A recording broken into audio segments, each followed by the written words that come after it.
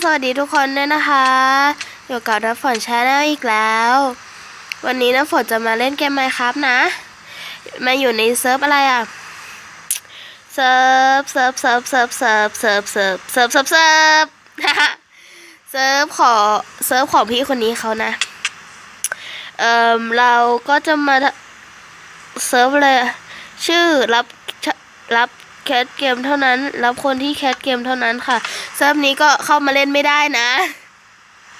พี่จ๋าเนาะพี่เขาออกไปแล้วเหรอไม่ใช่พี่เขาเพิ่งเข้านี่นะพี่เขาออกไปแล้วนี่ว่ะตีกันทำไมตีกันทำไม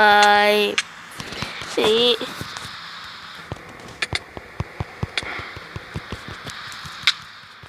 เอ้ย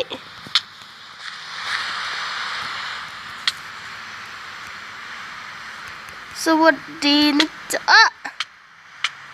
นี่ยังไม่รู้สิ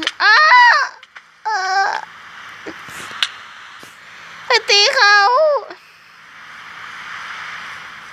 พี่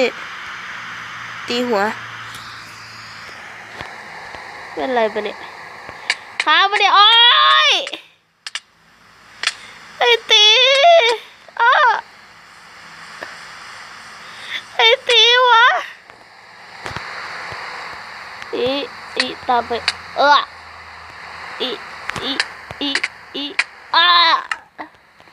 ไอ้ก้อนปลา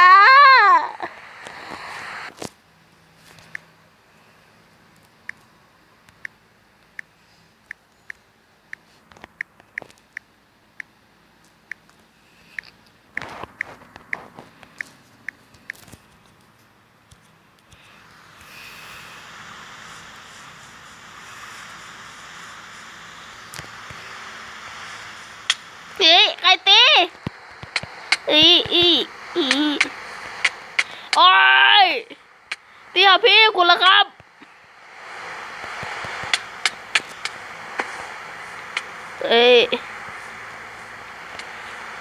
ไม่อยากให้คำหยาบรอดไปนะถ้าคำหยาบ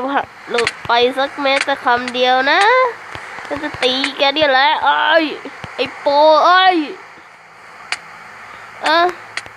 ตีพี่เราทำไมตีเจ้าของเซิร์ฟทำไม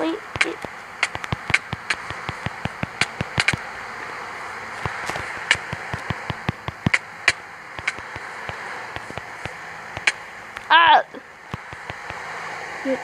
ตีกันได้แล้วหยุดแล้ว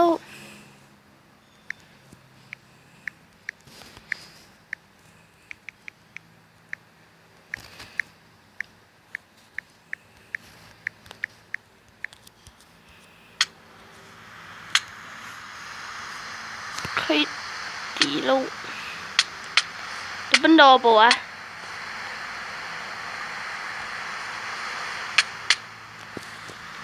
ตีทำไมได้ค่ะ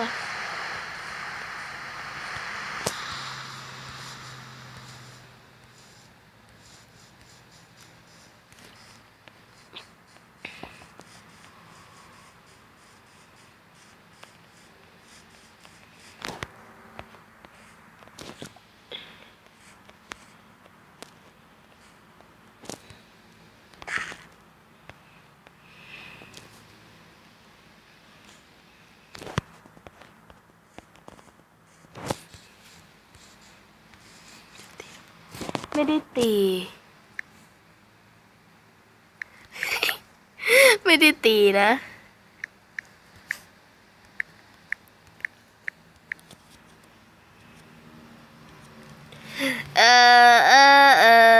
เราเล่นมากี่นาทีแล้วไม่รู้อีก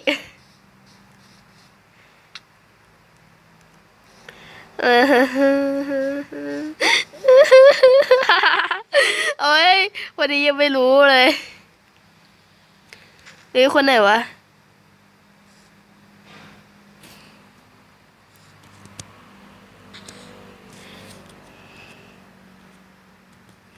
คนไหนวะที่ปกติทำไม นี่โอ้ยตีทำไมอ้ายนี่เนี่ยเอ้ยเอ้ยเอ้ยเอ้ยเอ้ยเอ้ย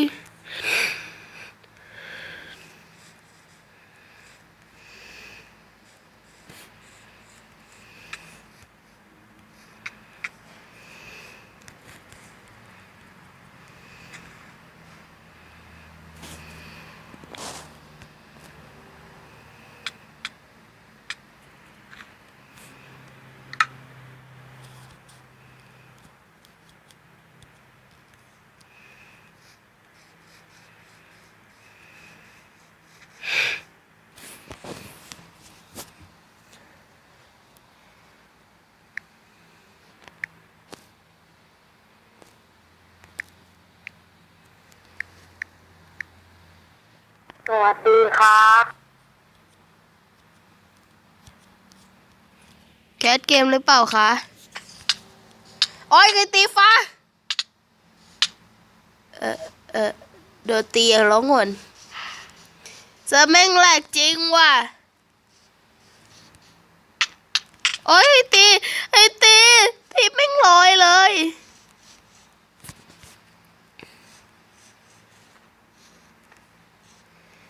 ใครตีเราอ่ะแม่งลอยเลย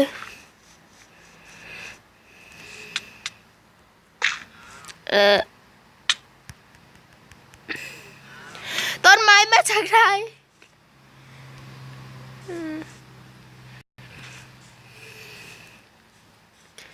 ออกนะ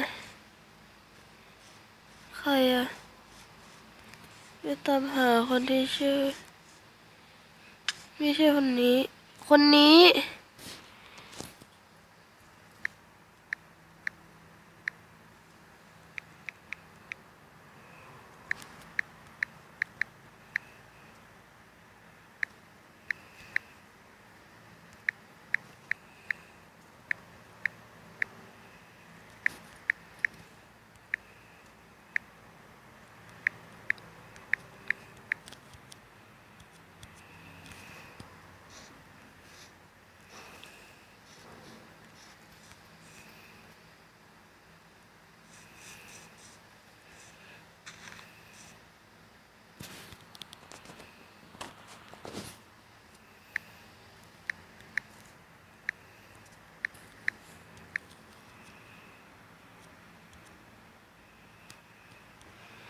งั้นก็ขอจบคลิปเพียงเท่านี้นะคะ Goodbye Good night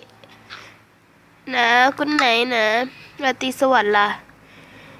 บ๊ายบายเจอกันคลิปหน้านะ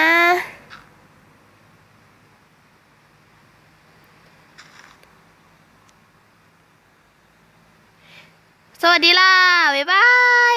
นะบ๊ายบายหวัดดีแฮปตีมันทำไมตีไม่ได้เนาะบ๊ายบายละก่อนจบคลิปแล้วนะบ๊ายบายสวัสดีค่ะ